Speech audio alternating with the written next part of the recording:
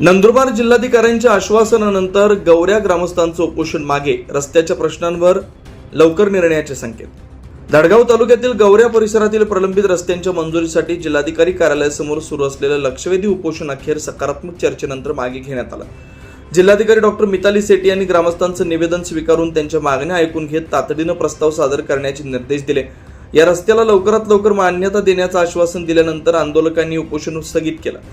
गौऱ्या खवल्यापाडा, कुवडबारीपाडा, बेंजा आंबापाडा आणि गौऱ्या बोदलापाडा या रस्त्यांच्या मंजुरीसाठी ग्रामस्थांनी शिवाजी पराडके यांच्या नेतृत्वाखाली जिल्हाधिकारी कार्यालयासमोर उपोषण छेडलं होतं। या आंदोलनाची दखल घेत जिल्हाधिकाऱ्यांनी आंदोलकांशी प्रत्यक्ष संवाद साधत प्रश्न गांभीर्याने ऐकून घेतले। यावेळी संबंधित रस्त्यांचे प्रस्ताव तात्काळ सादर करण्याच्या सूचना देत प्रशासन स्तरावर लवकर निर्णय घेतला जाईल असं आश्वासन जिल्हाधिकाऱ्यांनी दिल्याचं आंदोलकांनी सांगितलं। या सकारात्मक भूमिकेनंतर ग्रामस्थांनी उपोषण मागे घेतलं।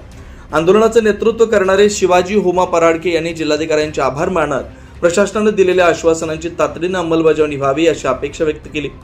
ग्रामस्थांच्या एकजुटीमुळे हा प्रश्न प्रशासनापर्यंत प्रभावीपणे पोहोचला असंही त्यांनी नमूद केलं।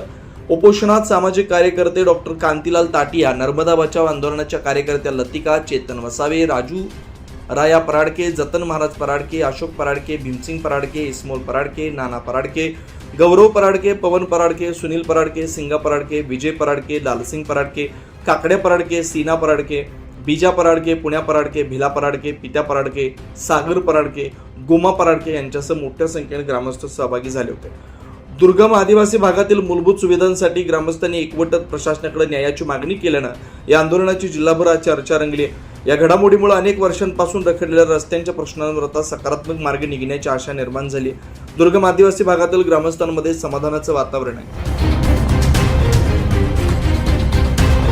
धडगाव तालुक्यातील गौऱ्या बोडल्याचा पाडा इथे 20 वर्षापासून शासनाचा टँकर सुरू होता पाण्यासाठी। हे टंचाईग्रस्त पाडा आहे। अजून तिथे त्या पाड्याला पोहोचण्यासाठी 1 किलोमीटर रस्त्याची आवश्यकता आहे। आम्ही शासनाकडे वेळोवेळी रस्त्याची मागणी करून सुद्धा दुर्लक्ष होत आहे। त्यासाठी आम्ही आज पूर्ण गावकरी आणि आम्ही पदाधिकारी या ठिकाणी उपोषणाला बसलेलो आहे। जोपर्यंत आमच्या मागण्या पूर्ण होत नाही तोपर्यंत आमचा उपोषण आम्ही मागे घेणार नाही। आणि तसंच आमचा गौऱ्याच्या बेंजांबा पाडा हा सुद्धा तिथे रस्ता होता, पण 2000 महापुरामुळे तिथे 100 मीटर रस्ता वाहून गेलेला आहे। तिथे पाड्या आणि गावाला जोडण्यासाठी संपर्क तुटलेला आहे, म्हणून ती सुद्धा आमची प्रामुख्याने मागणी आहे। हे 2 रस्ते 1 किलोमीटर जर झालं तर आमचं गाव पाडा आहे कनेक्टिव्हिटी 100% येऊ शकते। धडगाव तालुक्यातील गौऱ्या बोडल्या पाड्यासाठी आम्ही मागच्या वेळेस आम्ही निवेदन दिलं होतं की तिथे 1 किलोमीटर रस्ता व्हावा। या संदर्भात आम्ही निवेदन दिलं होतं। एकदा सोडून आम्ही 2दा दिलं होतं, तरी आमचा 31 मार्च या आर्थिक वर्षामध्ये तो रस्ता मंजूर झाला नव्हता।